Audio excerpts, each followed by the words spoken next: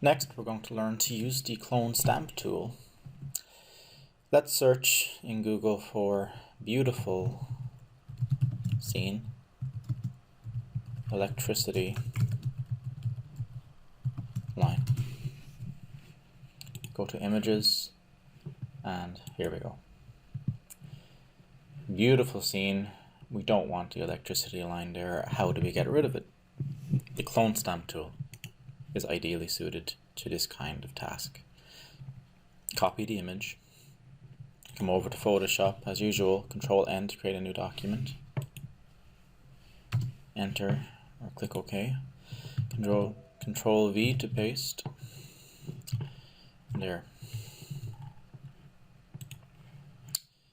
Let's learn to use this clone stamp tool now.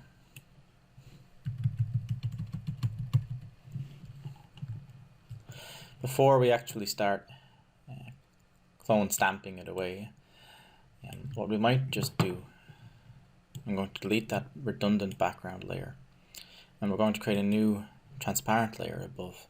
And this is the layer that we're actually going to paint all of our new cloned content to.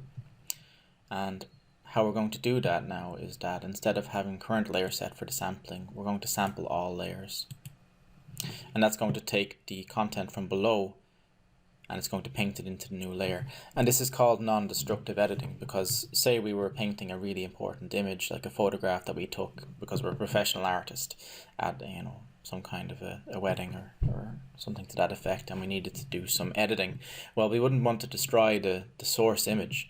So even though we're making improvements, there may be a situation where we need to come back to the original source image. So non-destructive editing means that all the changes that you make are on extra layers and the basic image is still there at the bottom. So I just thought I'd get that basic point in there about non-destructive editing.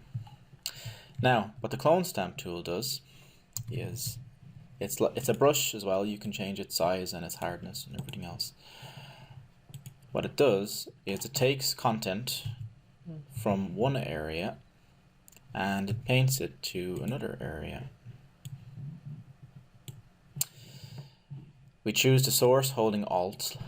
So hold Alt, so you get this little target symbol. Click on the point from which you want to paint your content.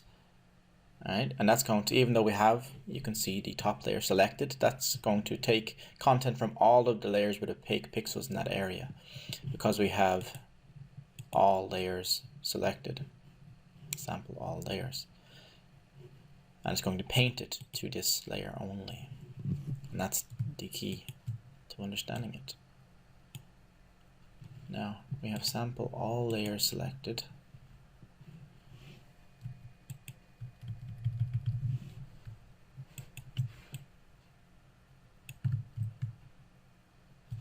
I'm going to reduce the size of the brush slightly.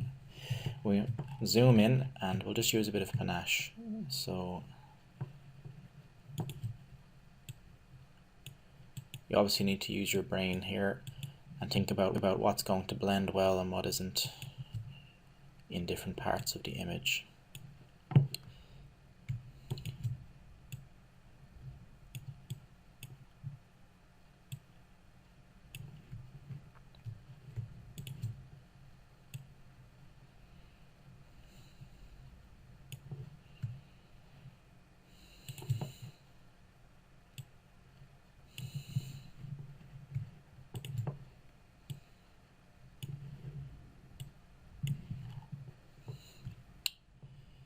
So you can see I'm using Alt to select different spots based on what I think is going to help to blend it all in nicely. And then I'm painting onto this new image, and to demonstrate that you can see all the changes that have been made. If I hide the top layer, the original is still there.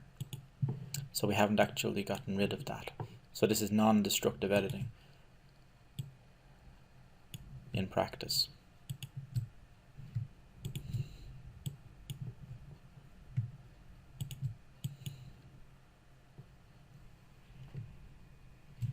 Okay.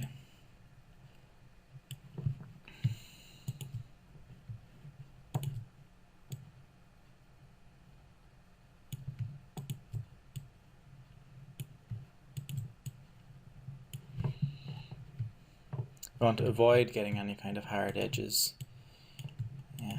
inadvertently. We don't want to introduce elements which will jar with the aesthetic of our image. That's the very reason, after all, why we're painting this line out, because it doesn't fit. You see. Okay, so how's that looking? Could use a little more refinement, and we will put in a little more refinement. However, certain other brushes, such as the blur tool, may be more useful for that.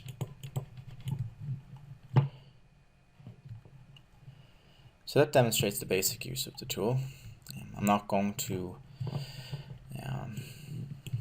bleed over into lessons which haven't been covered yet. So just to demonstrate the value of the tool, that's the before and that is the after. Pretty effective. Okay, so that is the clone stamp tool covered. Next we'll take a look at the pattern stamp tool.